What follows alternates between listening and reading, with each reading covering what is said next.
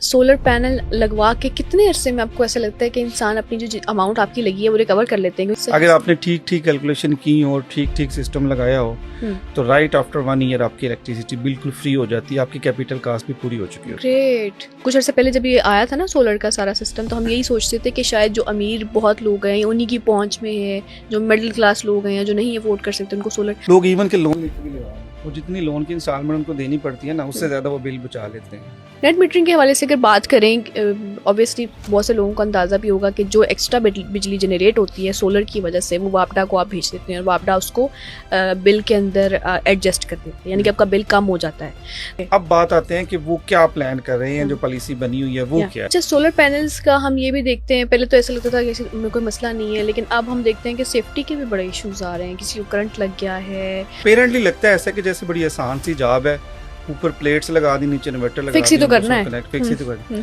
हालांकि साइंस है पूरी, यही वजह है कि उड़ रही है प्लेट और सारा कुछ, ये है मैकेनिकली आपने उसको बड़ा अच्छा करना होता है।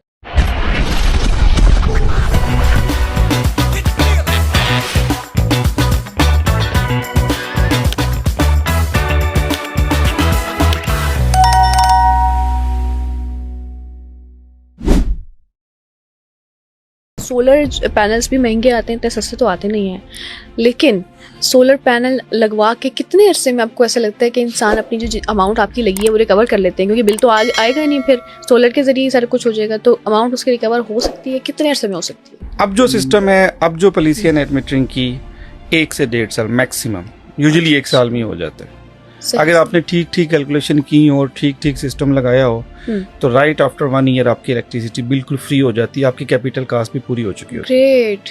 तो यानी कि 1.5 साल बाद सोलर लगवा, 1.5 साल में तो बड़ा अच्छा क्वेश्चन है, यूजुअली 1 साल में भी हो जाता है। कुछ अर्से पहले जब ये आया था ना सोलर का सारा सिस्टम, तो हम यही सोचते थे कि शायद जो अमीर बहुत लोग हैं उन्हीं की पहुंच में है, जो मिडिल क्लास लोग हैं जो नहीं अफोर्ड कर सकते उनको सोलर। अब तो मैं देखती हूँ कि बहुत से घरों पे जो इतने वो नहीं होते बड़े, उन पे भी सोलर प्लेट्स लगी होती हैं। लोग इवन के लोन लेके भी लगा, वो जितनी लोन की इंस्टॉलमेंट उनको देनी पड़ती है ना, उससे ज्यादा वो बिल बचा लेते हैं। नेट मीटरिंग के हवाले से अगर बात करें, ऑब्वियसली बहुत से लोगों को अंदाज़ा भी होगा कि जो एक्स्ट्रा बिजली जनरेट होती है सोलर की वजह से, वो वापडा को आप भेज देते हैं और वापडा उसको बिल के अंदर एडजस्ट कर देते हैं, यानी कि आपका बिल कम हो जाता है। तो अब इस हवाले से नए टैक्सेस भी लग रहे थे और हम ये सुन रहे थे कि पॉलिसीज चेंज हो रही हैं, तो ये क्या आवाम के मफाद में है या नहीं है? पहले तो पॉलिसी को समझना होगा कि बेसिकली जो आप बात कर रही है ना, वो ये कह रहे हैं, अब अगली जो पॉलिसी आ रही है कि हम नेट मीटरिंग को ग्रास मीटरिंग में कन्वर्ट करने जा रहे हैं। सही। पहले दोनों टर्म्स को समझना बड़ा जरूरी है कि नेट मीटरिंग क्या और ग्रास मीटरिंग क्या होगी। अब जो पॉलिसी है नेट मीटरिंग की वो ये है, सपोज हम फिर वो 10 किलोवाट वाली एग्जांपल को चलाते हैं ताकि देखने वाले को उसी पे रहें सारे। 10 किलोवाट का सिस्टम है, सपोज आपने रोज के 40 यूनिट एवरेज बनाए और महीने के 1200 यूनिट आपके पास हैं। इसका मतलब है कि आपके पास 1200 यूनिट हैं। अब इन 1200 में से सपोज आपने 500 यूनिट ऐसे थे जो आपने दिन दिन को इस्तेमाल कर लिए, ठीक है, उधर से सोलर ने बनाए, इधर से आपने इस्तेमाल कर लिए।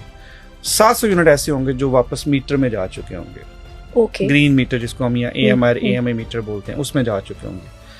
अब उन 700 यूनिट्स के साथ क्या होगा, रात 11 से ऑनवर्ड आप जितनी बिजली इस्तेमाल करेंगे यूनिट टू यूनिट माइनस होगा। यानी अगर आपने पूरे महीने में वो 300 यूनिट यूज किए हैं तो उन 700 में से 300 को माइनस कर दें, ठीक है, फिर आपके पास बच गए 400 यूनिट। इन 400 यूनिट को अब एडजस्ट करना आपने पीक आवर्स में, जो कि यूजुअली शाम 5 से या 6 से लेकर रात 11 बजे तक होते हैं। इस दौरान क्या होगा, इस दौरान सिर्फ ये है कि सोलर के 2 से 2.5 यूनिट और जो आपने यूज किया वो 1 यूनिट, वो इस तरह नेट ऑफ होंगे, क्योंकि इस दौरान बिजली आपकी महंगी होती है, पीक आवर्स। अच्छा। अदरवाइज 11 से ऑनवर्ड जो आप यूज कर रहे हैं वो यूनिट टू यूनिट माइनस हो रहा है। अच्छा, 11 से आगे यूनिट यूनिट होता है, लेकिन पीक आवर जिसको हम 5 से 11 का टाइम कहते हैं, उसके दरमियान 2.5 यूनिट्स यानी कि 2.5 यूनिट होंगे सोलर के भेजे हुए हैं। ओहो, तो आपके वो तो नुकसान हो गया। लेकिन वो उसी में फिर यही कहा जाता है ना कि आप इस दौरान ये कोशिश करें कि इसलिए तो देखें, वो कहते हैं कि पीक आवर्स में आप थोड़ी केयर करें। आपने कपड़े इस्त्री करने हैं वो भी दिन के टाइम कर लें, मशीन लगानी है वो भी दिन के टाइम लगा लें। और फिर हमारे जो नॉर्मल जो घर हैं सोते सोते 11 बज जाते हैं तो हम यूजुअली सोते हुए AC ऑन करते हैं। तो इस दौरान अगर थोड़ा सा केयर कर ली जाए तो ये फिर आपको, तो सर्दियों गर्मियों का फर्क होता है, जैसे आजकल दिन जल्दी ढल जाता है तो फिर हमारे पीक आवर भी चेंज हो जाते हैं। वो इसलिए मैं आपको कह रहा हूँ कि यहाँ तो 5 से 11 या 6 से 11 एरिया अच्छा। वाइज मौसम वाइज चेंज होते हैं, लेकिन आप सिंपल सा फार्मूला रखें 5 से 11 अगर रखेंगे तो वो सारे दिन ही कवर हो जाएंगे, उसमें सारे एरियाज ही कवर हो जाएंगे। इस दौरान थोड़ी सी एहतियात करनी पड़ती है। और ये जो हमने बात की सारी ग्रॉस मीटरिंग है, ये है नेट मीटरिंग और ये अभी ग्रॉस चल मीटरिंग रही क्या है। है? ओके, अब बात आते हैं कि वो क्या प्लान कर रहे हैं, जो पॉलिसी बनी हुई है वो क्या है। उन 1200 में से 500 आपने दिन की यूज कर लिया, अब जो 700 बच गए ना वो आपसे वापडा बाय कर लेगा। ओके, 10 रुपए का 1 यूनिट, सही। और आपको जो आप यूज करेंगे ना वो रूटीन के मुताबिक, यानी 50 का 60 का 1 यूनिट हो, तो वो खतरनाक पॉलिसी है। ये वो तो अच्छी फिर गलत नहीं हो है। गया ना। वही तो ना, जो आप यूज कर रहे हैं वो बिजली उतने ही यूनिट की है जितने वो दे रहे हैं, लेकिन सिर्फ- जो आप बेच रहे हैं वो सिर्फ 10 रुपए का सिर्फ 1 10 यूनिट रुपए है, की है। तो आप तो लॉस में चलेंगे। लास्ट में चलेगा ना वो ग्रास में। अब उस केस में क्या होगा कि आपका जो पे बैक पीरियड था ना, अब जो 1.5 साल का था वो 3+ ईयर में चला जाएगा। Obviously वो हो सही। जाएगा। तो ये पॉलिसी कब तक इम्प्लीमेंट होगी? अब शायद यही वजह है कि गवर्नमेंट इसको इम्प्लीमेंट नहीं कर रही कि ये यूजर फ्रेंडली नहीं है, लोगों को नुकसान है इसमें। आल्दो कि ये पिछले 1 साल से बनी पड़ी हुई है पॉलिसी, साइंड पॉलिसी, क्योंकि हम सुन रहे थे कि ये हो रहा है, प्राइम बहुत मिनिस्टर साहब महीने ने सिर्फ पहले। रोकी हुई है। अच्छा, उन्होंने इसको ओके करना है तो ये सारे डिस्कस को चली जानी है। ओके। अब ये आ नहीं रही, मे बी कुछ आवाम के लिए अच्छा मे भी सोच रहे कुछ चेंजेस हो इसके अंदर। हों, मे भी कुछ चेंजेस हो, हम्म, क्योंकि ये समझ नहीं आती है 10 रुपीज वाली समझ नहीं आती। हम्म, इसका मतलब 10 रुपीज का पता क्या मतलब होगा? इसका ये मतलब होगा 6 आपके सोलर के और 1 आपका जो बॉबडा की तरफ से आता है वही होगा ना, 10 दे के 60 6 की रेशो हो जाएगी, बहुत ज्यादा रेशो होती है। यानी कि वो नुकसान अच्छा, ही वो है फिर वहाँ पूरी रात के लिए होगी, पे। ओके, सिर्फ पीक आवर्स के लिए नहीं होगी, वो 5 से 11 तक के लिए नहीं, नहीं, वो पूरी रात के लिए, तो वो ये- पॉलिसी ठीक नहीं है। ये तो अच्छा, फिर एक और हम बात, lost- हाँ। एक और बात, अब जो लोग देख रहे हैं अगर वो पॉलिसी के आने से पहले अपना सोलर लगा लेते हैं, उन पे वो इम्प्लीमेंट नहीं होगी at least for next 7 years. Okay, great. अच्छा, इसका लेकिन जिन मतलब है- लोगों का भी लगा हुआ है उन पे नहीं है उन ये? पे नहीं है, वो पुरानी पॉलिसी में ही रहेंगे, सही, तो उनके सही, लिए बड़ा सही। अच्छा है। इवन जिन लोगों ने लगा लिया उनके लिए कोई वरी होने वाली चीज नहीं आती है, नहीं आती, उनको फर्क नहीं तो पड़ेगा। लोगों के लिए तो बड़ी खबर है, जो लगवाना चाहते हैं अभी लगवा लें। हाँ, लगवा पॉलिसी लें। आने से पहले बिल्कुल, पॉलिसी नए बिल्कुल, लोगों पे ही बिल्कुल। इम्प्लीमेंट होगी नए तो लोगों बाद पे में implement करवाएंगे। होगी। ग्रेट। क्योंकि ये जो पॉलिसी है ना, आप यूजुअली हम डॉक्यूमेंट्स को पढ़ते नहीं है, इसके अंदर लिखा हुआ है कि ये एग्रीमेंट है बिटवीन गवर्नमेंट एंड लोग कि ये 7 साल के लिए ऐसा ही रहेगा, अच्छा, फिर 7 साल के बाद आगे देखेंगे वो क्या कर सकते फिर वो बदलता रहेगा। हैं। हाँ, वो बदलते ओके। रहेगा। अच्छा, सोलर पैनल्स का हम ये भी देखते हैं, पहले तो ऐसा लगता था कि में कोई मसला नहीं है, लेकिन अब हम देखते हैं कि सेफ्टी के भी बड़े इश्यूज आ रहे हैं। किसी को करंट लग गया है, कभी सोलर पैनल्स शायद वो इतनी जल्दी उखड़ जाते हैं, ये क्या क्या मसाइल होते हैं? क्या सेफ्टी प्रोटेक्शन के लिए भी कोई खास मेजर्स लेने पड़ते हैं सोलर लगवाने से पहले? वीडियोस आपने देखी होंगी, आंधी चल रही थी, लोगों ने पैनल पकड़े हुए थे, बैठे हुए आपकी थे नज़र से ऊपर? गुजरी, हाँ बैठे हुए थे ऊपर। हम्म, 2 तरह की प्रोटेक्शन होती है ना, एक तो होती है इलेक्ट्रिकल प्रोटेक्शन और एक होती है आपकी मैकेनिकल प्रोटेक्शन। ठीक है। सबसे पहले मैकेनिकल प्रोटेक्शन की बात कर लेते हैं कि सोलर पैनल ऑब्वियसली आपने छत पे लगाने होते हैं, तो 2 तरह का स्ट्रक्चर होता है जो आप यूज कर सकते हैं। एक स्टैंडर्ड स्ट्रक्चर होता है, आपने देखा कि लो हाइट वाला स्ट्रक्चर होता है, बिल्कुल छत के साथ लगे होते हैं, उसको स्टैंडर्ड स्ट्रक्चर बोलते हैं। और दूसरा आपका कस्टमाइज्ड या एलिवेटेड स्ट्रक्चर होता है, बड़े बड़े आपने गर्डर्स देखे होंगे लगे हुए हैं छतों के ऊपर, हाँ, पूरी हाँ, छतें हाँ, बनी हुई हैं, रिलेटिवली थोड़ा महंगा लेकिन मजबूत स्ट्रक्चर होता है। सही। अब दोनों की एक एप्लीकेशन है कि दोनों को हम कहाँ लगा सकते हैं। जहाँ शेडो नहीं है, आपकी बड़ी स्ट्रेट सीधी छत है, तो फिर आपको वहाँ पे स्टैंडर्ड स्ट्रक्चर के साथ ही जाना चाहिए, वो सस्ता होता है, ठीक है। 3 टाइम्स सस्ता होता है। यानी कि as जो compared to- बहुत डायरेक्टली इन टच है विद सूरज, ऐसा ही? जहाँ साया ही नहीं है तो आप कर लें। या एक और फैक्टर, जहाँ आपको लगता है कि आपने छत को यूज नहीं करना, अच्छा, वहाँ पे लगवा हाँ लग जाए। जहाँ आपको लगता है कि मेरे घर में ये 7 वाले की दीवार भी है तो उसका साया थोड़ी देर में आ जाता है, तो फिर आपने उसको उठा के लगाना होता है। ओके। वहाँ फिर आप एलिवेटेड या कस्टमाइज स्ट्रक्चर के साथ जाते हैं। एक ये वजह होती है, और दूसरी वजह ये होती है कि आपने छत यूज करनी है, सही, तो आप यानी कि नीचे वाली छत में यूज कर लूँ, ऊपर पैनल लग जाए सिंपल, ठीक तो है। मैं नीचे जगह यूज हो जाए। सही। अब मैं बात कर रहा था मैकेनिकल सेफ्टी की। अच्छा, ऐसे नहीं है कि हमने सिंपली बस बोल्ट कर दिया तो स्टैंडर्ड स्ट्रक्चर भी लग गया और दूसरा भी लग गया। ये कंप्लीट स्ट्रक्चरली डिजाइन होती हैं चीजें कि क्या आप सिस्मिक एरियाज के अंदर लगा रहे हैं या नॉन सिस्मिक एरिया के अंदर, सिस्मिक और नॉन सिस्मिक, जहाँ पे ये अर्थक्वेक वगैरह इस तरह की चीजें आती हैं। जैसे हमारे नॉर्थ के जितने एरियाज हैं उनको हम सिस्मिक वो एरियाज सिस्मिक कहते हैं। एरियाज हैं। फिर आप जहाँ पे सिस्टम लगा रहे हैं वहाँ पे आपने विंड प्रेशर को नोट करना होता है कि ऑन एवरेज वहाँ पे कितना विंड फ्लो करती है। लाहौर के अंदर शायद थोड़ा डिफरेंट हो और आप किसी मैदानी इलाकों में चले जाएंगे तो वहाँ पे शायद ज्यादा हो, आपने वो फैक्टर भी देखना होता है। फिर आपने प्रॉपर इसको ग्राउट करना होता है अपने लिंटन के अंदर, फिर आपने इसकी फिलिंग करनी होती है, केमिकल्स डालने होते हैं ताकि वाटर प्रूफिंग के साथ हो, सही। फिर आपने किस गेज का गर्डर, किस गेज के एलिमेंट्स यूज करने हैं वो आपने डिफाइन करने होते हैं, और फिर आपने किस डायरेक्शन में इसको लगाना है। तो आपको लगता है पाकिस्तान में सारी चीजें फोकस की जाती ना? बिल्कुल नहीं, मतलब काम लोग करते हैं लेकिन करते हैं। अच्छा। अगर आप किसी अच्छे इंजीनियर से लगवाएंगे तो ऑब्वियसली वो इन फैक्टर्स को देखेगा। और अगर आप वैसे ही कहीं से भी लगवा लेते हैं? वैसे तो मसला ये है कि आपने देखा होगा कि हर जगह ही लिखा होता है, आप रोटियां लेने जाए तंदूर पे तो उधर पर्ची लिखी होती है, सोल्डर भी हम लगाते हैं।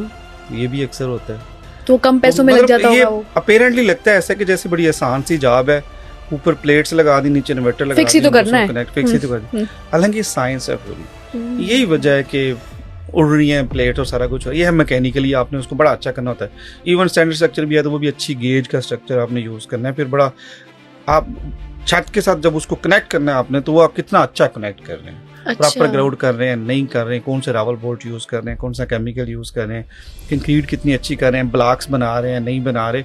फिर डायरेक्शन बहुत मैटर करती है, किस डायरेक्शन में लगा रहे हैं। तो ये आम इंसान को इस चीज कभी भी अपना सोलर लगवाने से पहले फिर किसी अच्छे इंजीनियर को कंसल्ट करना बड़ा जरूरी है। बिल्कुल ताकि वो आपको बताए। उसके आप और बड़े फायदे होंगे, यूनिट्स भी ज्यादा जनरेट होंगे, मैं बाद में आपको बताता हूँ। okay, okay. ये होगी आपकी मैकेनिकल सेफ्टी, ये हवाओं से या बारिशों से या उससे बचने के लिए। एक होती है इलेक्ट्रिकल सेफ्टी। अच्छा। आपने अक्सर देखा होगा कि करंट लगने से किसी की डेथ होगी है, ये भी अक्सर आपने देखा होगा। या फिर किसी इन्वर्टर में आग लगी है या डीबी पैनल में आग लगी है, ये बड़े कॉमन इश्यूज है ये वाले। क्योंकि हम ये समझते हैं कि यूजुअली हमारा लाइफस्टाइल है ये वाला कि हम, कभी आपने देखा ना कितने परसेंट डिस्ट्रीब्यूशन बॉक्स होंगे जहाँ पे फायर सिलेंडर साथ लगा होगा, या कितनी ऐसी बिल्डिंग्स होंगे जहाँ पे स्प्रिंकलर सिस्टम लगे होंगे, ना होने के बराबर। हम समझते हैं ये एक्स्ट्रा कास्ट, हालांकि ये पे बैक करती है आपको। खुदा न खास्ता कोई एक आग लग गई तो गया आपका सारा। सही बात है। बल्कि अगर अक्सर जगह पे लगे भी होती हैं ये चीजें, तो आपकी बात काट रही हूँ, लोगों को इस्तेमाल नहीं करने आते, आम इंसान को पता ही नहीं है उसको इस्तेमाल। हम लाहौर में बैठे हुए हैं, बहुत सारे होटल्स ऐसे हैं जहाँ पे स्प्रिंकलर्स लगे हुए हैं, लेकिन पीछे मैकेनिज्म कोई नहीं है। अपेरेंटली लगे हुए टेस्ट पास करवाने के लिए। मैं आपको बता रहा हूँ, नाम नहीं ले रहा, बट मैं आपको बता रहा हूँ कि फॉर्मेलिटी जहाँ पे किसी महकमे डिपार्टमेंट की रिक्वायरमेंट है ना कि आपकी बिल्डिंग को एनओसी हम तब देंगे जब ये सेफ्टीज के सारे एलिमेंट्स पूरे होंगे। तो लोगों ने वो फिजिकली लगाए होते हैं, ना पीछे वो पानी से कनेक्ट होते हैं, ना प्रेशर से, ना मोटर से, किसी चीज से कनेक्ट होते हैं। ऐसी कई चीजें मैंने देखी हुई है, मैं नाम नहीं ले रहा, लेकिन सेफ्टीज पे बिल्कुल जाना चाहिए। अब सोलर पे अगर आ जाते हैं तो इलेक्ट्रिकल सेफ्टीज में क्या है, अर्थ बोर्ड बहुत इंपॉर्टेंट चीज होती है सोलर के अंदर। और मसला ये है कि जितनी इंपॉर्टेंट है उतने हम इसको इग्नोर कर देते हैं, लोग नहीं करवाते। वो कहते हैं यार कुछ नहीं होता, खैर सिस्टम तो फिर भी चल जाएगा। हाँ, सिस्टम चल जाता है, सिस्टम के चलने से अर्थ बोर्ड का कोई लेना देना नहीं है। अब अर्थ बोर्ड का मैकेनिज्म बेसिकली क्या होता है कि हम यूजुअली 3 अर्थ बोर्ड करते हैं फॉर स्मॉलर सिस्टम।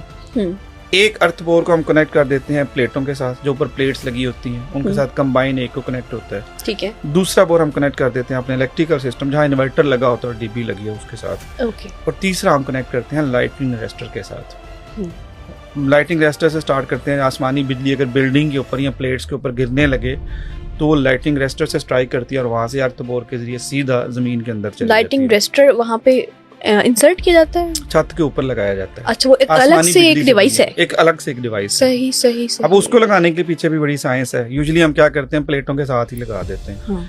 उसको इंडिपेंडेंट लगाना चाहिए, किसी कंक्रीट की जगह के ऊपर लगाना चाहिए, और वो आपकी बिल्डिंग का हाईएस्ट पॉइंट होना चाहिए। अच्छा। ताकि जब भी स्ट्राइक आए तो सबसे पहले उस पे गिरे। उस पे गिरने के बाद वो सीधी बोर के अंदर चले जाए। ठीक है। अब ये भी लगा होता है फिर भी वो काम नहीं करता, क्योंकि आपका जो अर्थ बोर है ना, जो अर्थ बोर है वो ठीक से नहीं हुआ। अब करंट के ट्रेवल करने का ना सीधा सा रास्ता, जैसे पानी ट्रेवल करता है, जो भी इजीएस्ट पाथ मिलेगा पानी को या करंट को, वो उधर चला जाए। सिंपल है। इसी तरह इलेक्ट्रिकल की लैंग्वेज में रेजिस्टेंस कहते हैं, जो भी करंट को कम रेजिस्टेंस मिलेगी उधर चली जाएगी। अगर तो अर्थ की रेजिस्टेंस कम है तो उधर चली जाएगी। कोई रुकावट कम है तो वहां चली जाएगी। अगर वो अर्थ बोर ही ठीक नहीं हुआ, उसकी रेजिस्टेंस ज्यादा है, तो फिर उधर नहीं जाएगी, बल्कि वो किसी और तरफ जाएगी, आपकी बिल्डिंग को डैमेज कर सकती है, पैनल्स को डैमेज कर सकती है। इसलिए सिर्फ एक गड़ा खोद के उसके अंदर कॉपर की तार डालने का नाम अर्थ बोर नहीं है। ये भी एक प्रॉपर मैकेनिज्म है। आपने कितनी डेप्थ तक जाना है, फिर आपने उसमें कौन कौन से एलिमेंट्स को कंसीडर करना है, कौन कौन सी चीजें बेसिकली अर्थ बोर के अंदर डालनी है। तो ये डेप्थ भी जज होती है जगह के हिसाब से।